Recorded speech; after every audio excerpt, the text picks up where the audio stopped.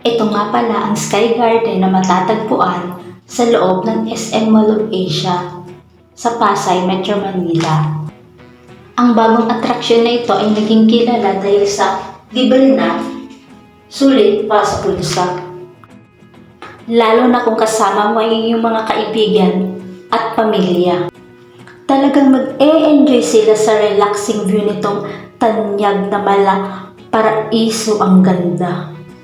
Sunset pa lang yan, panalo na. Masaya ako kasi isa ako sa nakaranas na mabisita ang kilalang lugar na ito. Sana makapunta din kayo at makapag-enjoy dito.